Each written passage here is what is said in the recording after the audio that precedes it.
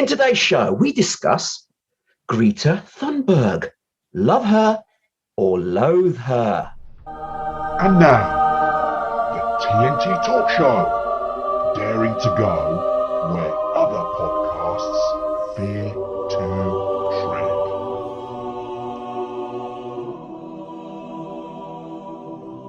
Hi, I'm Tony Fasula, and I share the stage with my esteemed friend and colleague, Tayo Boya.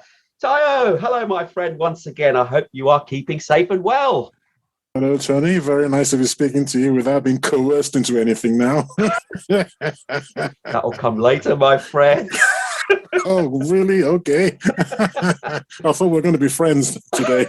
We'll see where that goes. Now, I must stress, today's show is slightly different to our normal show because we've got two prominent guests on the show with us. Woo-hoo. Hey, woohoo.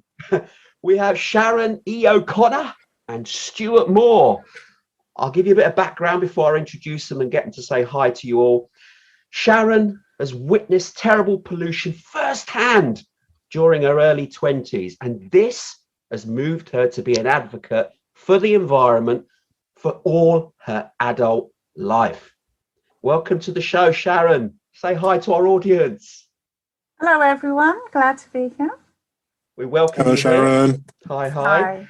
But alongside Sharon, we have the legendary Stuart Moore. Now, he's seen pollution on a massive scale in many countries around the world as he's travelled across 3 continents for a number of years. He's also been involved in the environment sector for over 15 years. Again, Stuart, welcome to the show.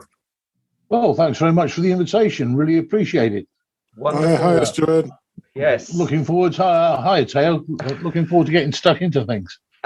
Excellent. Lovely to have you both on the show. Now, Tayo, everyone else has said hi. There's your opportunity. You dirty rat. you low down rascal. Oy. Hello, audience. Tony got me. All right. I wasn't expecting that, to be honest. Wonderful. Right. Now, before I bring in our guests, Tayo, this is your title. You picked this up. So what's your gripe with the Greta Thunberg? Because obviously you wanted to discuss it. Please, over to you.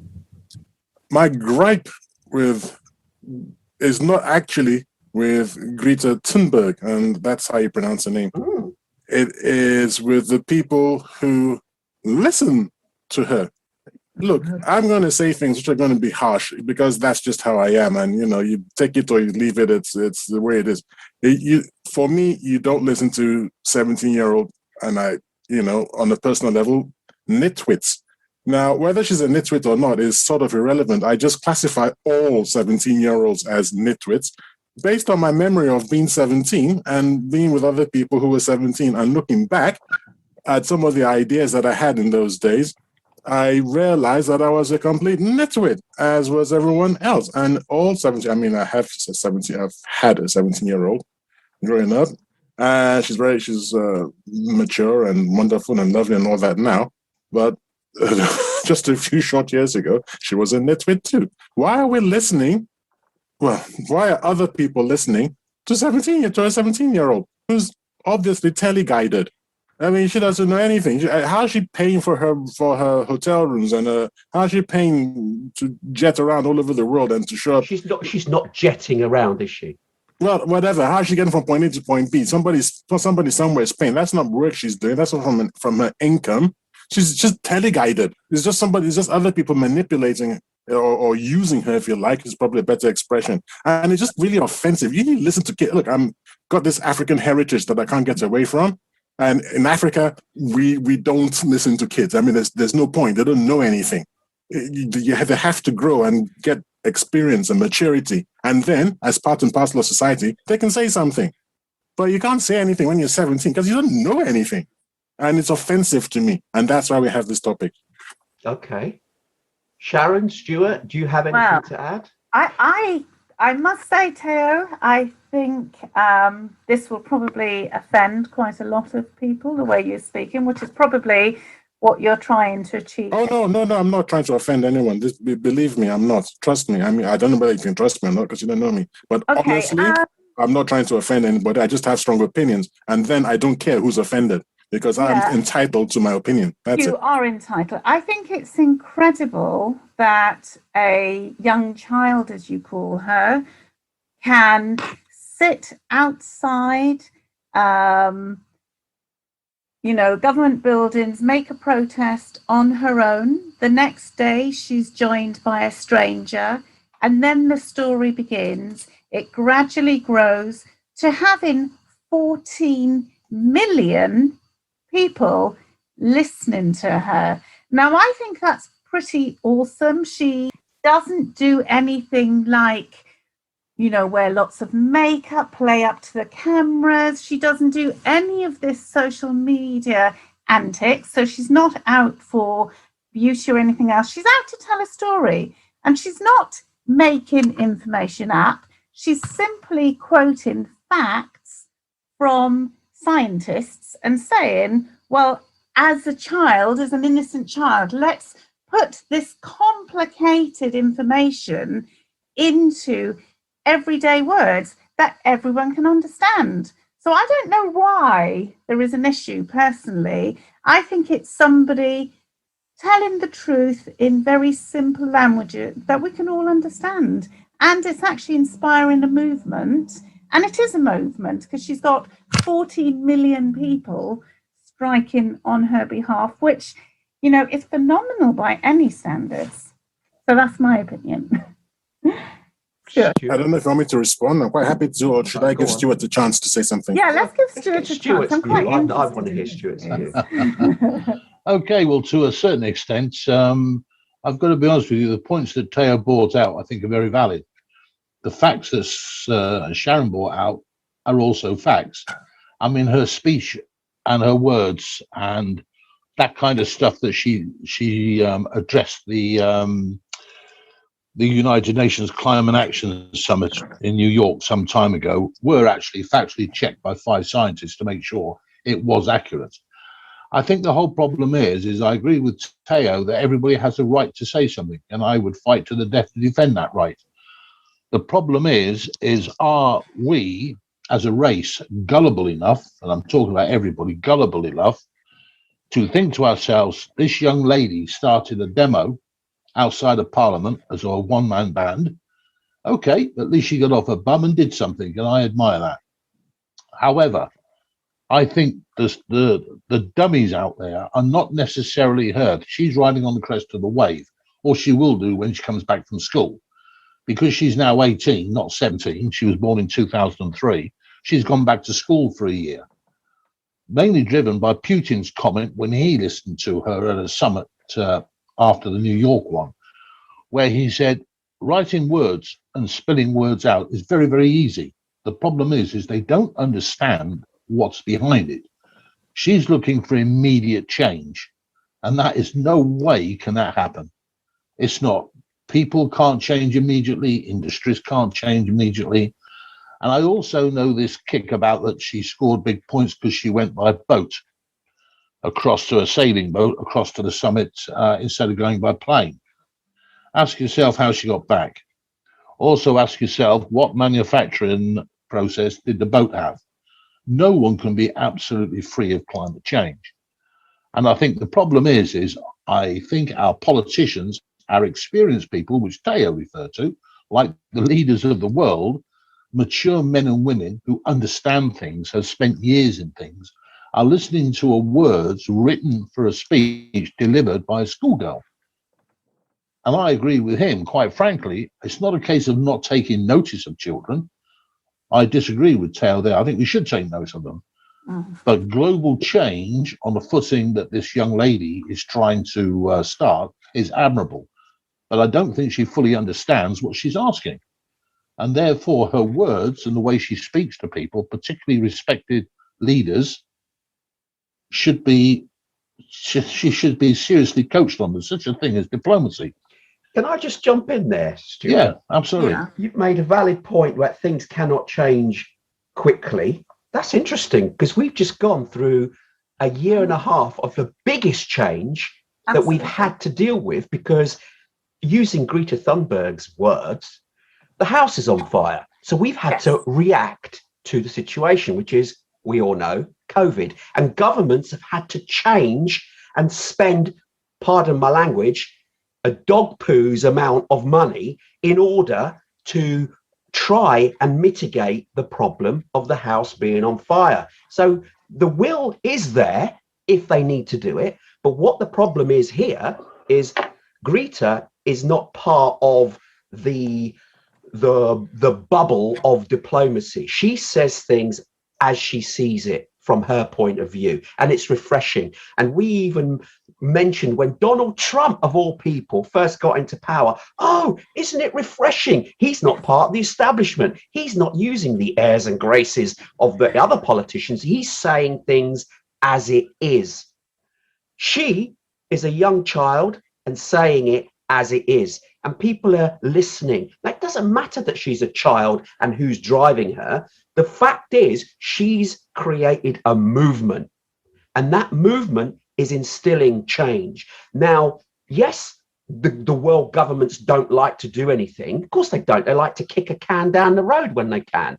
But that's diplomacy, as it's called. Well, yes, but the point is, this is a emergency as big, if not bigger, than COVID. COVID has appeared, governments have acted, so they can do it if they want to. We just need to get the message across that, yeah, kick the can down the road. You don't care, you're only thinking about yourselves. But in 20, 30 years' time, guess what? We will be in a worse situation than COVID ever was, and we've done nothing about it. So I admire the point is, Tony, the point there is, Tony, is when COVID hit the street, so to speak, hit the world, right, governments did have to react very quickly. There was too much danger of too many people dying in too short a period of time. Over 2 million people have died of COVID, and to get everybody working on a vaccine and getting the vaccine out there was no small job. So they can move quickly. It was life-threatening. The problem here is climate change. There are things happening within the climate and the environment where it is true, they are life-threatening, but they're life-threatening down the road. But the key thing here is for a young lady to stand up and say, I want this done and I want it done now, is unrealistic. She was talking about aeroplanes flying on electricity. Okay, as an ex-pilot, I'm going to tell you it will take decades, and it is being worked on now, but the results won't come for decades to get people to fly in an airliner that's powered by electricity. Or cars being changed. You know, we want zero. Everybody's out there saying, and she agrees, we want zero emissions by 2030. Okay, yeah, that'd be great. What's the chance of it happening? 9 years' time? Zero. Yes, absolutely zero. She's saying. But what she's actually saying is all these politicians have these amazing speeches, but actually they don't have data behind them. They're all, you know, false accounting. It's, I was going to swear, but I won't. Yeah, but Sharon, let me jump in quickly there. It's not what she's saying. I should imagine any sane person, if they look at what she has said and read her speeches and listen to them on YouTube, what she's saying is probably quite correct. It's not what she's saying, it's how she's saying it. But like a spoiled, snot-nosed, young 18-year-old kid. And the world leaders like Obama and Putin and people like that will not listen to her while she adopts that attitude. Well, actually, it's not what you say, it's how you say it. Pardon? The French president, he's actually turned round and he said that she created change. Mary Robinson was exactly the same. They find it refreshing. What they're saying is... Yeah, they jumped on the bandwagon. We listen. I mean, Greta gave the analogy of the Emperor's New Clothing, the fact that nobody would tell the Emperor that he wasn't wearing clothes. And it was a child who turned round and said, well, actually, you're naked. And this is the same story. We have all these politicians agreeing with each other, patting each other on the back, and nobody's turning around and saying, well, actually, that's a load of BS. We only now have 7 years in which to get our act together. And think about our children. Think about their children. It's just somebody with innocent eyes cutting through the noise and just saying, well, it's simply this message. Let's look at it in very clean, everyday language and see what we can do. It is a problem. Let's find a solution. Sharon, I don't have a problem with the language. I don't have the problem with the language, but it's the way it's said. You talk to people with respect. Her most famous picture that went global not too many months ago was her stood with the members of, I think it was the G20, I think it was, and she stood there looking at, I think it could have been Donald Trump, I'm not too sure. Looking at Donald Trump. Yeah, glaring. Absolute disdain on her face. Yeah. Now, if you're going to put an 18-year-old kid, and they are kids at 18 years old, for God's sake, I know they can drive and vote and all that, but that's about it. You've got to put an 18-year-old and say, listen, behave yourself, treat people with respect, and they'll listen to you. Those politicians, you're quite true, jumps on the bandwagon, they wander off and think, whoa, that was an interesting half hour, got my picture taken. My God, they've even put her up for a Nobel Peace Prize. Oh, yes, she had several. They're queuing up to have their photos with her, so something's working. Well, that's jumping on the bandwagon. Yeah, putting her up for a Nobel Peace Prize, the most respected prize. The Nobel is the most respected prize. It used to be before they gave it to Barack Obama for doing absolutely nothing. Yeah, absolutely. I was just going to say that. I was just going to say, Tayo, to put her up for a peace prize, they gave it to Barack Obama. At least he was president of the United States, and that was a bad enough reason. Her sharpest weapon is shame. That's what she's going to be famous for. It's trying to hold the politicians to account, embarrass them, so that they do turn around, because they do make promises. And they of course, that's politics. That's politics. And if you don't understand politics, you shouldn't get involved in it. If I was president of a country and I'd worked hard to get there and I'd got the votes and the majority of the country was behind me and I was doing my level best, to have some 18-year-old badmouth me and look at me like pictures like that, I would feel absolute disdain and say, listen, lady, grow up. You want to make a valuable contribution, grow up and do it properly. And at the moment, she's not doing it. So there was another young lady, Hilda Flavia Nakabui. Have you heard of her? No, I must admit I haven't. Well, she gave an incredible speech also to the UN. She's lived climate change. Her village, many people died. She's lived through the floods. She broke down in the middle of her speech. Where is she from? Sorry, Sharon. She's from Africa. I can't remember the exact location. Okay. But she had politicians coming over and tapping her back and saying, oh, amazing, just finish your speech. Incredibly moving. I cried. But actually, nobody knows about her. Why don't they know about her? Because we want the young, angry teenager, No, we don't. We want the young, carefully thought out teenager to bring all the teenagers to pressure, because it's going to be their problem, not yours and mine. Like that young lady from Afghanistan who got shot in the face, was it? She got shot in the face. Something. Totally different approach. So I'm not arguing against her. I haven't said a word against her. Later on, I'll share with you someone called Yara Shahidi, who was just 19 now. She was 18 when she did what I was going to say. So there are people out there who, it's not a question of listening to them, it's a question of understanding their story, which is a slightly different thing.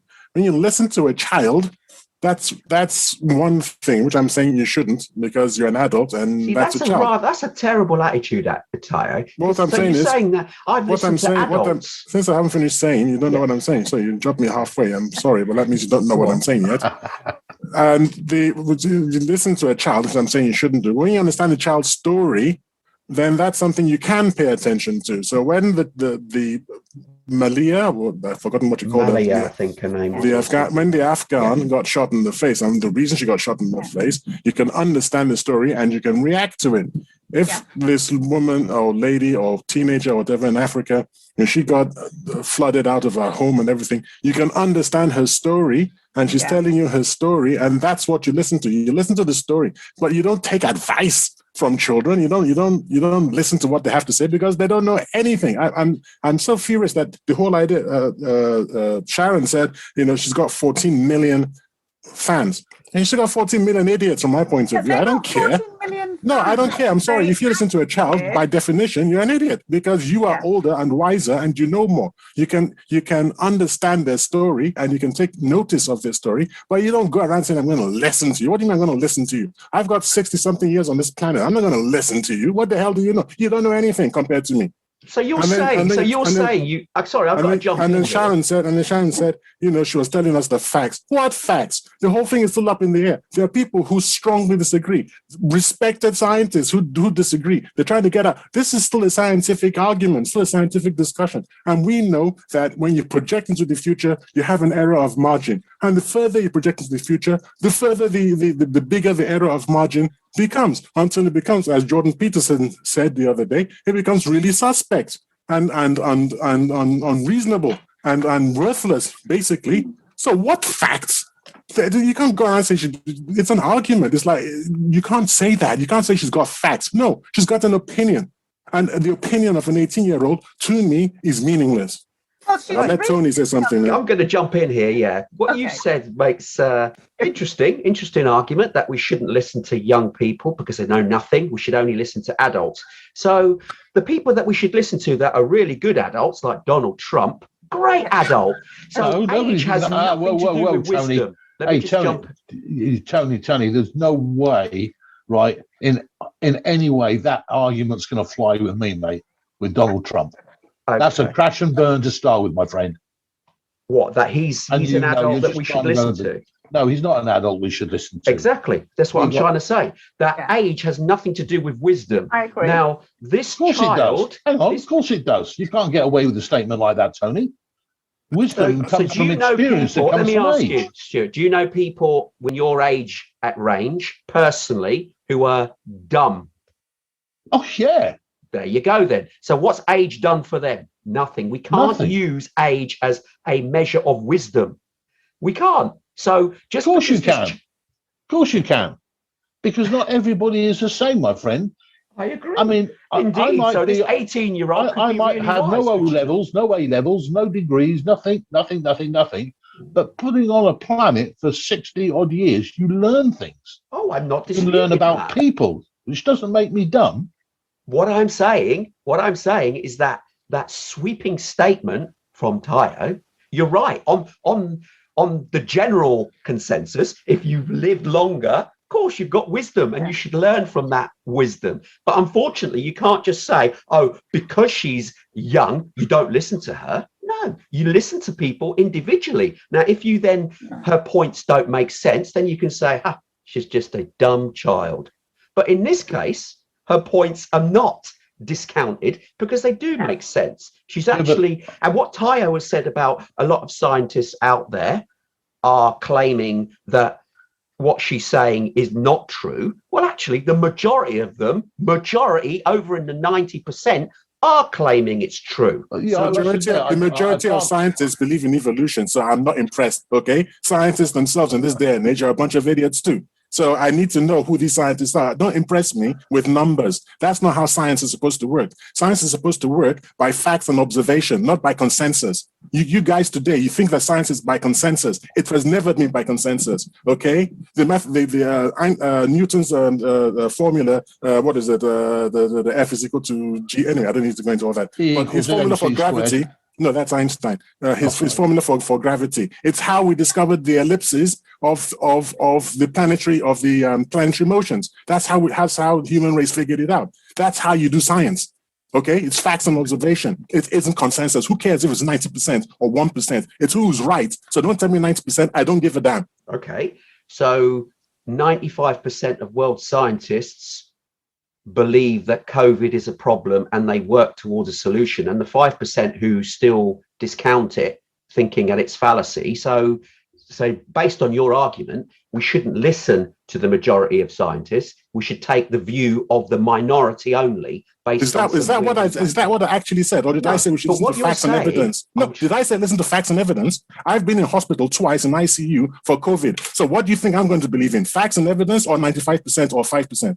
I'm not going to listen to 95%. I'm not going to listen to 5% because I don't care about consensus. Okay. Facts and evidence. Facts and evidence. With the facts and the evidence, all Greta's doing is reading from the IPCC report, and there's over 195 countries involved, and thousands upon thousands of scientists feeding their information into that report. And then collectively, they've came up with these statistics, which is what Greta's read, paraphrase.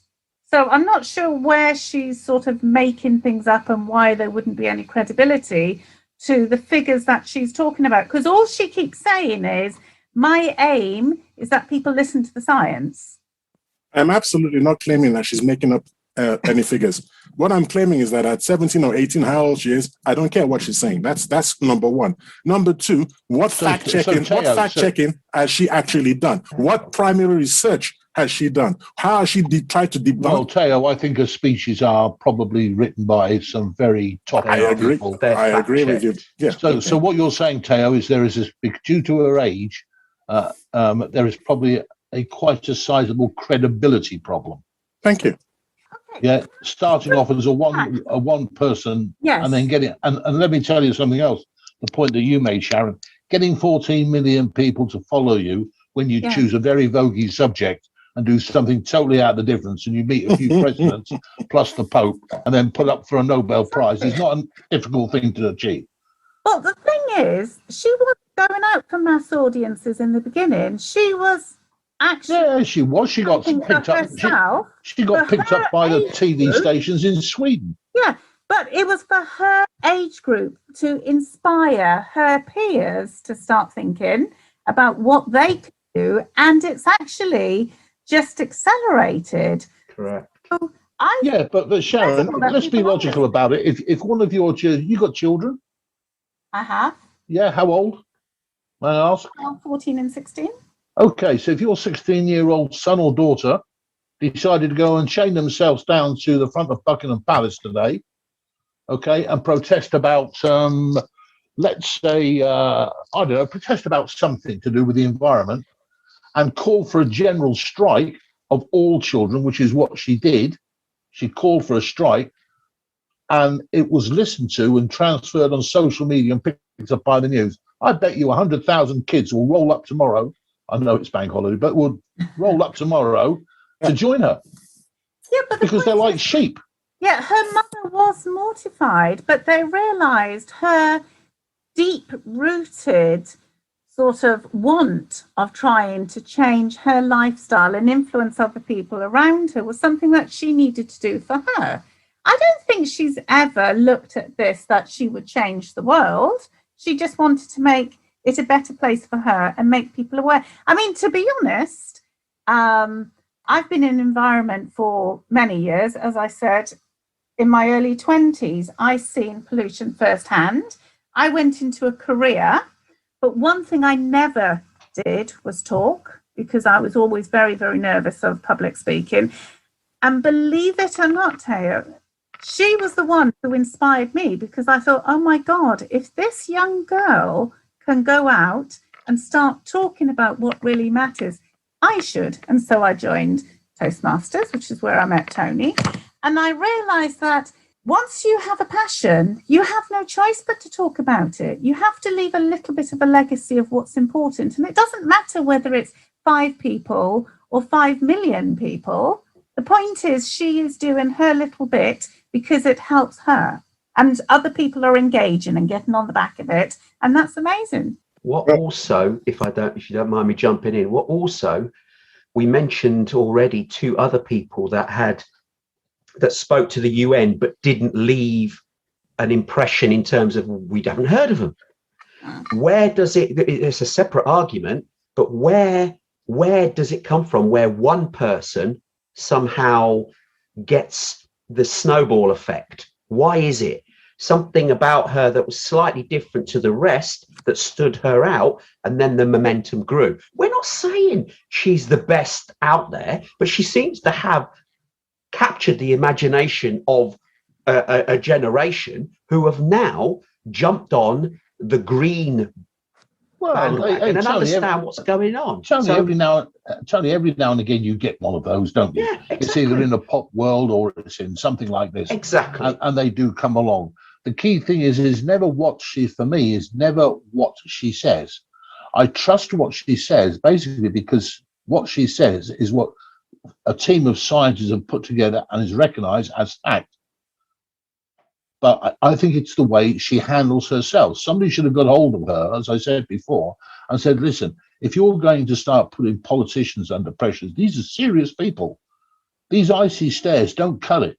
It makes you more unpopular. And these politicians who have the power to help you, right, and you've got to know your friends, are going to walk away from you. Well, don't you think that she has had her influence by the manner that she's gone through? Because there's a lot of governments out there who paying lip service, as Sharon said at the start, paying lip service, my friend. So you're saying that we haven't, this body of movement that she has raised, have not actually influenced any world leaders? Not to the extent that something that is happening within the 12-month period she wanted it to happen. No, agreed. I can't think of anything. And if you look at the surveys done recently by our government and other governments and the World Health Organization, climate change dropped off massively, as understandably, because of COVID. Now, let's hope we're getting rid of COVID despite all these strains coming in, then climate change might come to the fore again. But at the moment, it wasn't the major priority. She chose a good subject, a global subject, that everybody really should care about. I agree. I totally agree. I've seen pollution like you wouldn't believe. This country does not know what pollution means. You want to know what pollution means and bad living circumstances? Go to third world countries. I'm including the Far East, where I was brought up. You go to places like some of the areas of the Middle East, despite their global wealth. You go to Africa, despite their wealth. And you see really true pollution in its fullest extent. And to do something about that takes somebody to drive it. She doesn't have the credibility the way she's conducting herself. And these politicians are going, oh, great, I took my photo opportunity. And I bet they're all thinking, that secured me 1 million votes at home between 18 to 24-year-olds. You can see it in their eyes. That's right. She's just a figurehead. Yeah. Well, what's wrong with that? That's happened in governments around the world. Figurehead. What's the point of having a figurehead if they can't conduct themselves in the market they're in the acceptable, diplomatic, approachable way where she can talk to people going back to what I said earlier? Do you feel that Donald Trump, when he was elected, fitted that same stereotype image of diplomacy? He didn't, but he moved the whole population. But he was elected. No one's elected Greta. But she's got the support. At all. She's got that's not. Hey, that's different. That's different. I know political parties over the last 10 or 15 years, having been involved in politics, that has support, and when it comes to the vote, mate, the people bottle out because they're gutless. And they follow people like sheep. Okay, you should have been on our original show where we discussed about whether people have got a right to vote anymore. To be honest, I think when you talk about Greta, she symbolises what she stands for. So it's frustration and anger. That's what she's showing, is her frustration and anger. So when there was Sharon, you've got children. If they brought out frustration and anger on you, how would you react? But maybe we just have to stop and listen. The point is, we are. Or we don't. Sorry? Or we don't. That's another option. We don't. Good point, well made. And to be honest, we can see, none of us are stupid. We can open our eyes and look at the television and see all these fires and just think, oh my God, the world is changing. Do you know that, Stuart? We've both said that we've experienced a lot of pollution firsthand. It is getting worse. The weather are changing. The science is there to back up the physical changes. what do? Do we keep setting targets at 2050, wondering what's going to happen if we've actually made a mistake? Do No, we bring that forward? Sharon, you've missed the point of the argument. I Of my haven't. argument. I think you have. Let me explain it this way. What she's trying to achieve, admirable. Yes. What she says, because scientists are providing her with facts and figures, Yes. admirable. I trust Yes. that.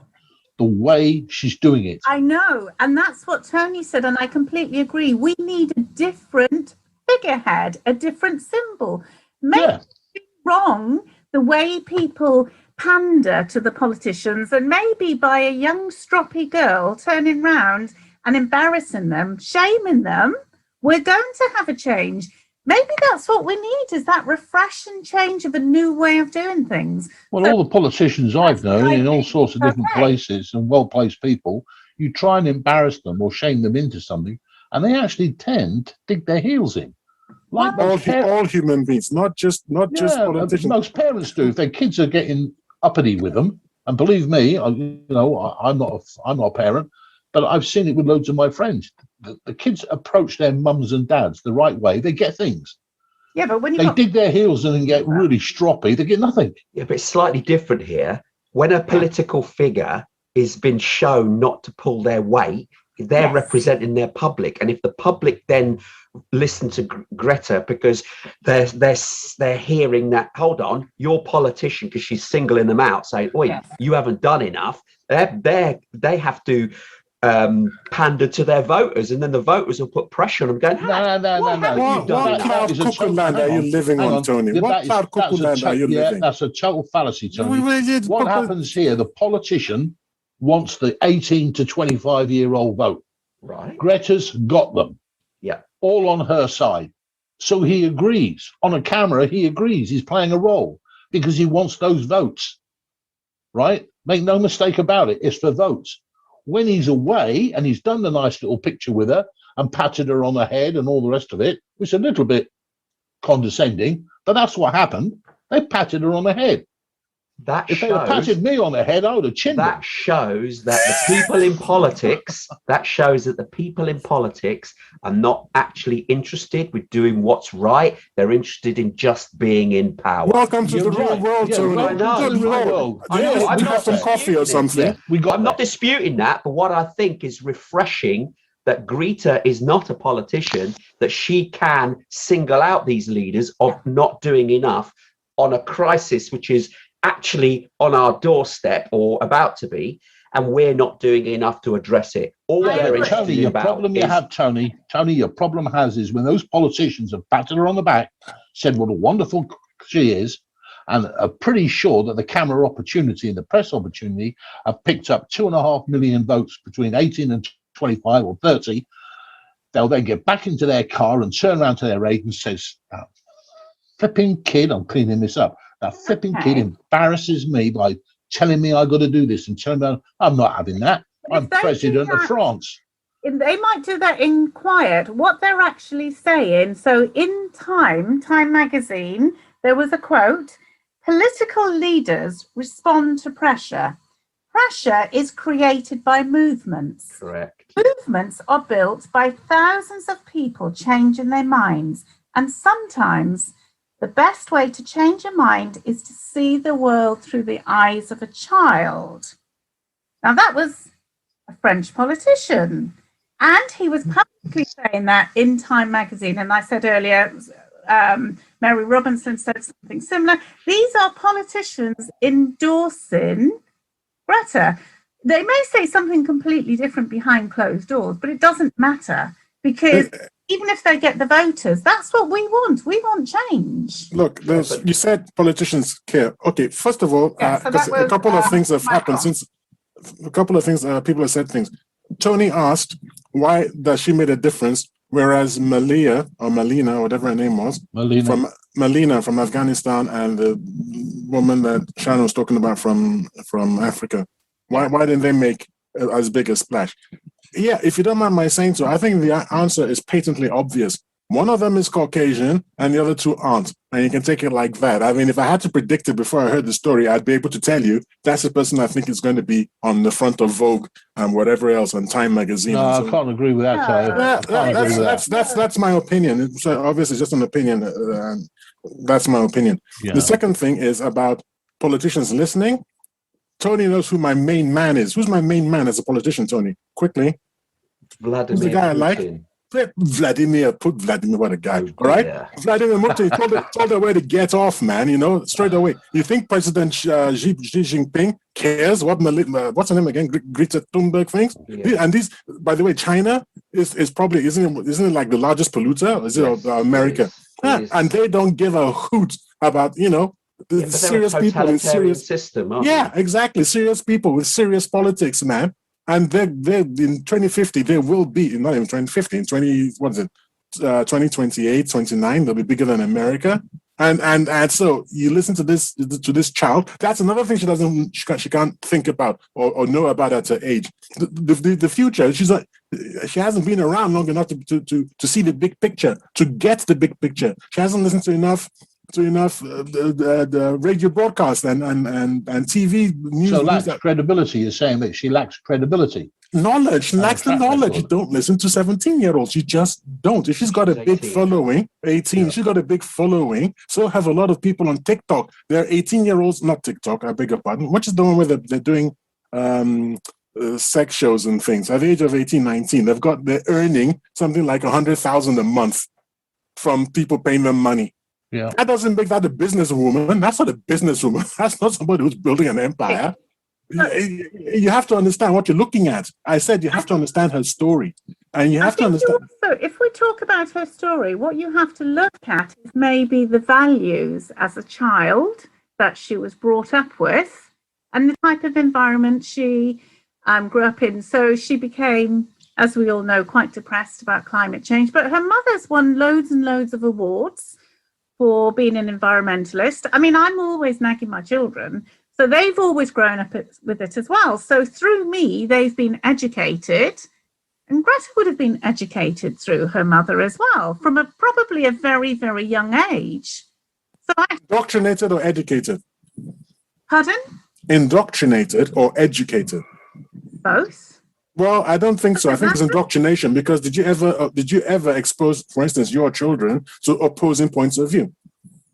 Yes, I like them to actually look at both. What is the biggest argument against your position? What is the best argument against your position that you've heard? About the environment? Yes. What is the best argument against you? You're an environmentalist. Yes, you believe in global warming. People can't afford to go green, and so it's the wealthier countries. Oh, let me ask a different question. That's not what I meant. What is the best scientific argument you've heard against global warming? Oh, scientific. Against global warming. Against global warming. Got to be honest, I've not heard one against global warming. No, I haven't. That's why I'm struggling. And to me, it's all this top 100 companies who just find arguments because it all goes down to loss of business. When Tony and I were discussing global warming, I told him about the fact that historically we've had more parts per million of carbon in the atmosphere than we have now. Historically, we had more parts per million, of carbon in the atmosphere than we have now, and the temperature was 3 degrees lower than it is today.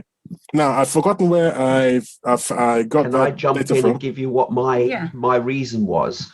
Did you not remember? It was quite. You came back. Reason. You came back with some stuff about isotopes, which, by the way, is true. It's not true, Tony. It is. Can I just say it and let our listeners and our guests know what it is? What the science, and it was science, has shown that the isotopes that are being seen in the atmosphere now have never, ever been seen before because of their footprint. The carbon footprint is different to what was in the past. So you are right, the carbon was higher in the past in the atmosphere and in the environment than it is today. But the difference is the carbon footprint is different. It's unique. It's unique to burning fossil fuels, and it's growing at a massive, alarming rate.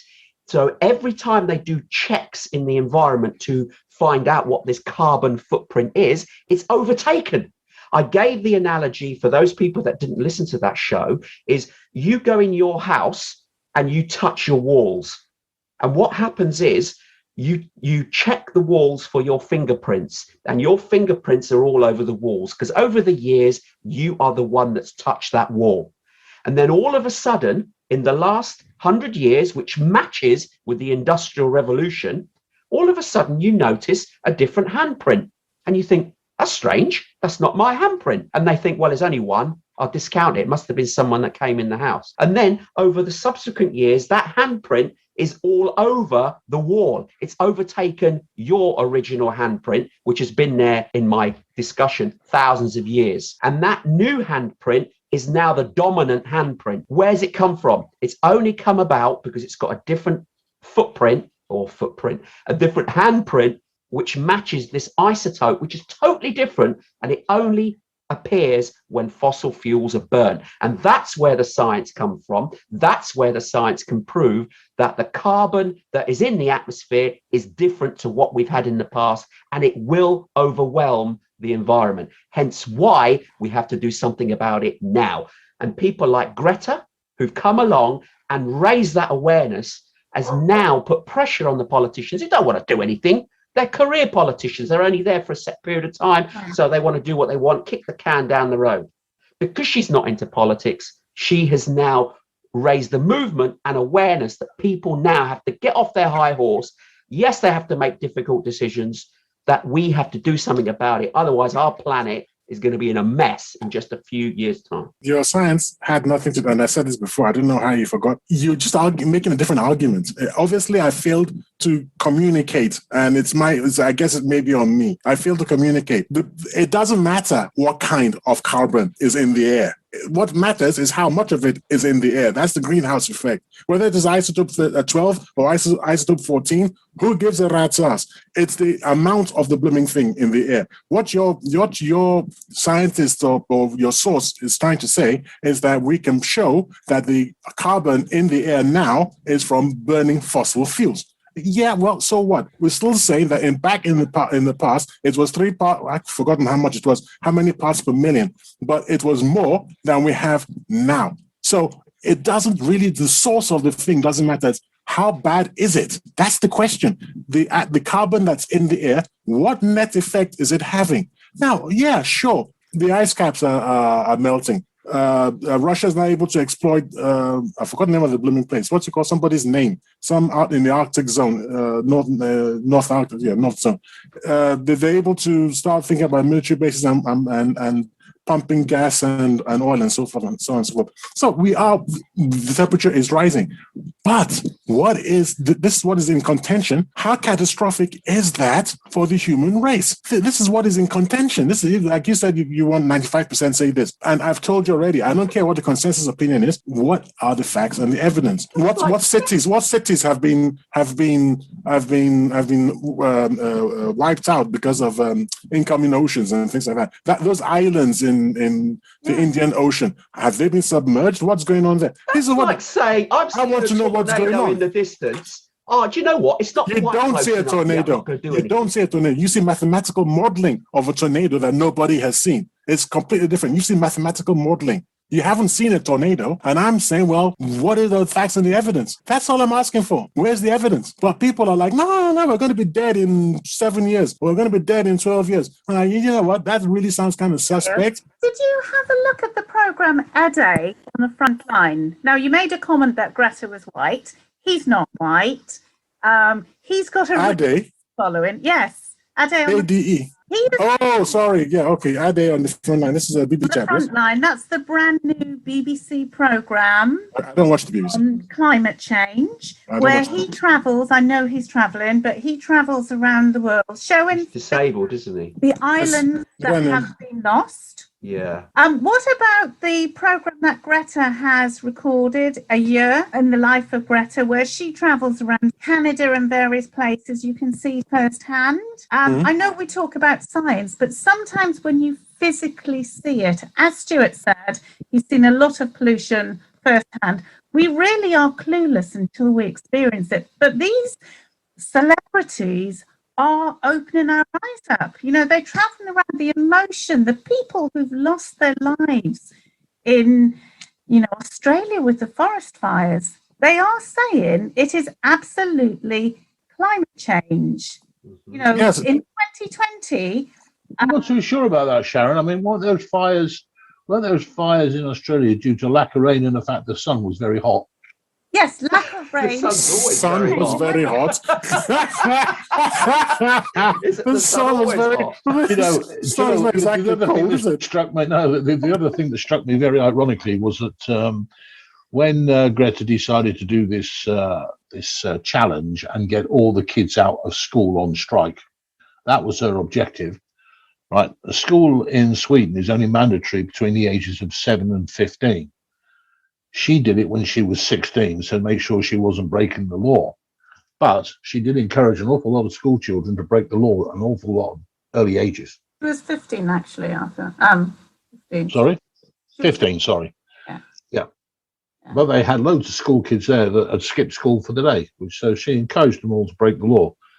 But that's just one of those things. I think as the globe we live in, the world we live in, and I listen to all these clips saying that it's all a village, you know, we're all connected and all the rest of this, and it's our only one and only planet. Yeah, you're probably quite right there, until Elon Musk decides to set us a base up on Mars or something.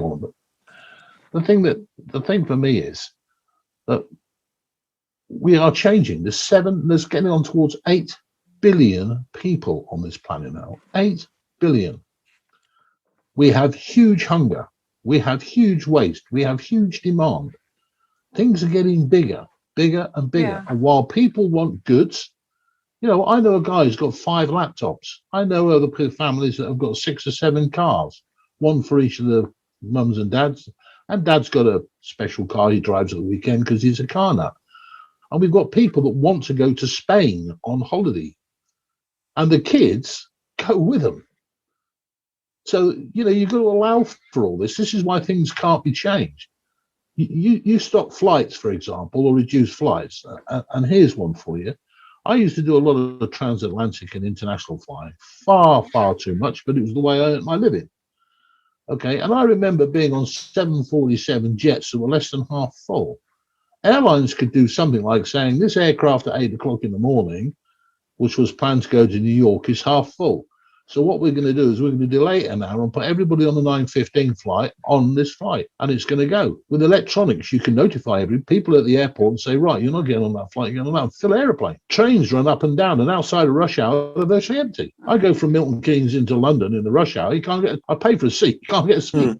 I go at 10:30 in the morning and there's only me in a carriage. So there are lots of ways we can change things. And she does have some very good points. But it's not done overnight. It can't do it overnight. It takes decades. But she's right. She started the ball rolling. But as I said before, it's not what she says. It's how you say it. You can say things to me, right, about my size, my age, my thoughts, and I take that as good conversation. You can say things to me a different way, and I would take serious offence at it. And that's like everything with people, you know, that's just the way of the world. It's not what you say, it's how you say it. Yeah, but you are aware that Greta has got Asperger's, don't you? Yeah, so that makes me wonder and question her parents. What is Asperger's? I know it's a syndrome. What is the syndrome? What does it do? It's my understanding of it is that it sort of, I mean, I'm surprised she's in the public eye, to be honest, because generally someone who's got severe Asperger's doesn't like the public. They don't. They feel overwhelmed by it. They like to be more insular, and they don't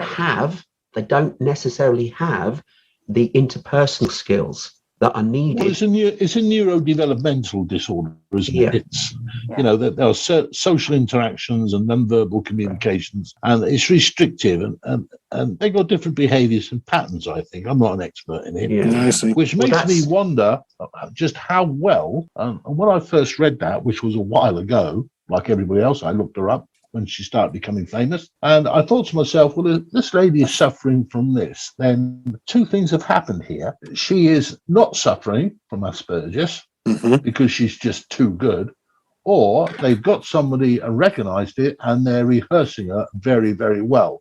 So she's going down the line and a pattern that people are saying to her, darling, you say this, as best you can. So I just wonder whether we're getting sucked into that or not.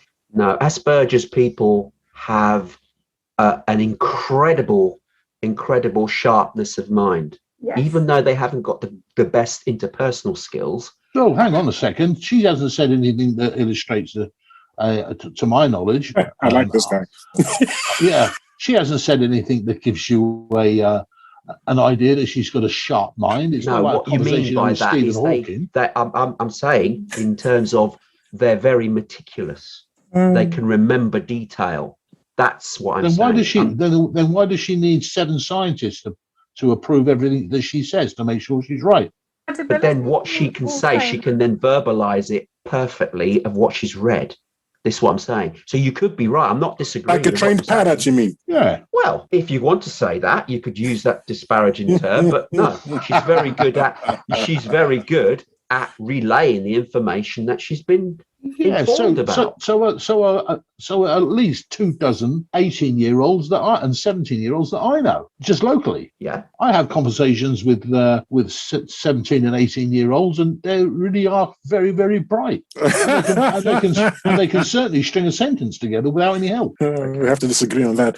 Sharon, you would stop saying about the. I've stopped saying because, to be honest, I don't like where the conversation is going. I really do like what Greta stands for. I think she claims that she struggles in public under the constant pressure of media, but she is so passionate to do what she wants to do, which is to put her opinion across and to have people try and connect with her movement of wanting to make change for a better world. I think it's incredible.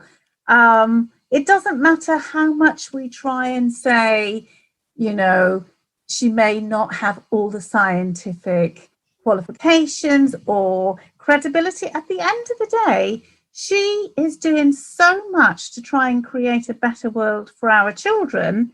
And I am, for one, incredibly grateful because I have witnessed pollution and I'm witnessing pollution. And when I look at companies and how they manage their waste and their environmental policies, a lot of them are paying lip service.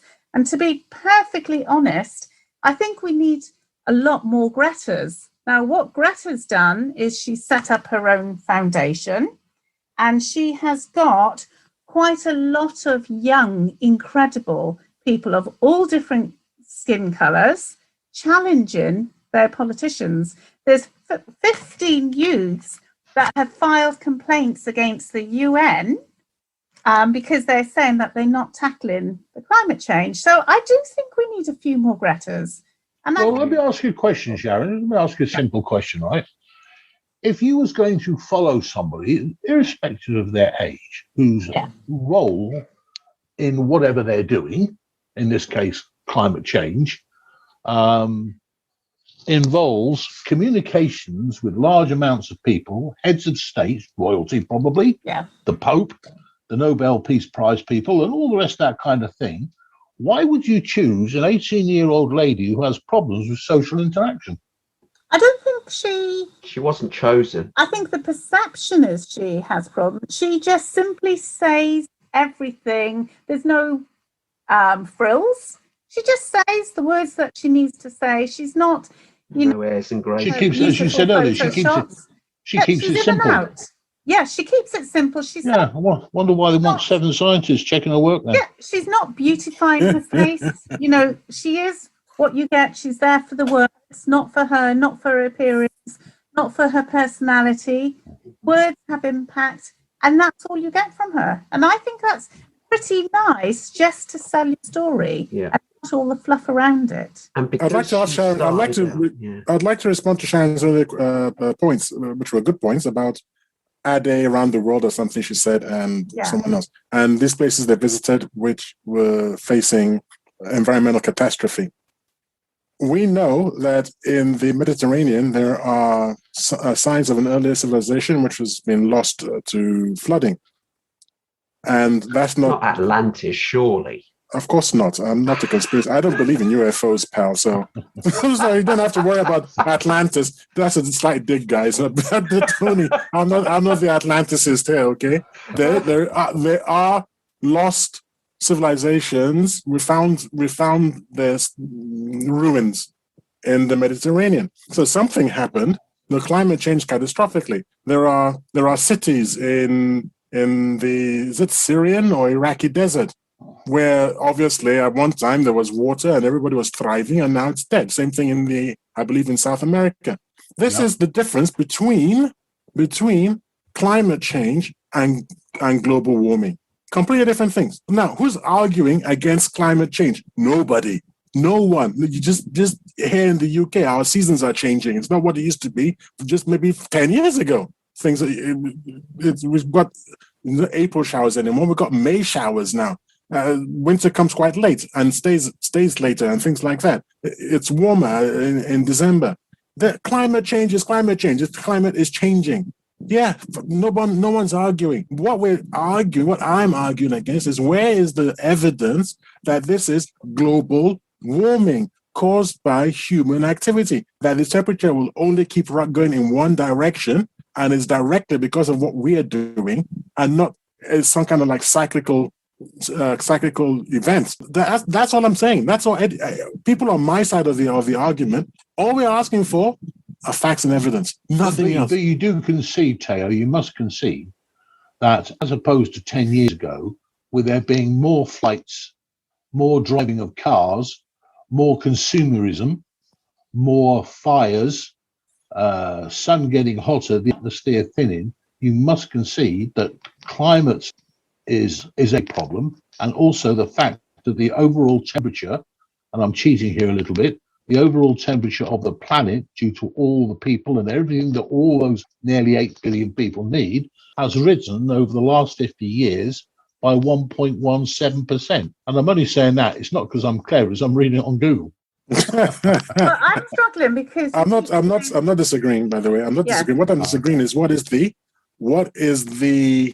outcome of that? What is the predictable outcome of that? Is it something that there's a correlation, but the correlation and causation are not the same. So first of all, is there a strong correlation between the two? I don't know. I'm prepared to concede that there is. What I'm not prepared to concede is that it's global warming, because global warming is like a greenhouse effect, and it's exponential in its effect. Can I jump in there? I'd rather you didn't, because Sharon was going to say something. Have you heard of a risk assessment? Do you ever do that? You risk assess the situation, and then you put in steps to mitigate the risk. We all drive a car, and we all think we're great drivers, but guess what? We all have insurance to mitigate a problem that could occur. The same is here. We don't know 100%, and not any scientist is saying that global warming is a 100% fact. No one. Got to agree with that, Tony, but I'll pick you up on two faults, mate. First of all, I'm a lousy driver, the worst one in the world, and the only reason I've got insurance is that the government tell me I have to by law. Yeah, because they know that the problems occur. So you're mitigating on the fact that something could happen, and at least you're covered. Right. Yeah. But that's a mitigation. That's good in a way. Whether you're a good driver or not, they've said, look, we can't leave it up to the individual. In this case, everyone has to have some sort of insurance, because the likelihood of having an accident is fairly high. So let's carte blanche a blanket ban, and everyone has to have a insurance policy. Now, the scientists looking at the planet are seeing these figures and being alarmed. They're going, whoa, this is not good. Now, we don't know for sure, as Tayo said, we don't know if it's going to be a catastrophic effect. However, there's little signs that give things away, like flooding, fires that have increased beyond recognition in the last few years. Also, what Stuart has rightfully said, they've actually measured that the temperature's gone up. It's like, let's look at this situation. Should we just sit on our hands and wait, or should we actually start doing something about it? Now, I personally don't want to wait, and I dare say a lot of the population are looking at that information and thinking, blimey, this doesn't look good. You're right, it's not 100% fact, but it's darn close and it's worrying. So let's do something we can do a change about, and that's limit what we are doing in terms of humans to the planet. You're right. Certain things about the planet we can't change. Fine. We have to live with that, mitigate it as best we can. But where there is something we as a species can do, which is cut back on our usage of fossil fuel burning, then we should do it just in case. Now, we could be wrong. We could be going, oh, what a waste of time, waste of money. It wouldn't have affected us. Ha, ha, ha. But guess what? I'd rather put those securities in place now before we get to a tipping point where no matter what we do, it won't affect anything. And we're all going to be crisp, toast, burnt and destroyed. What world do you want to live in? That was an amazing demonstration of a lack of understanding of what I said. I'm sorry, it just was. That was spectacular.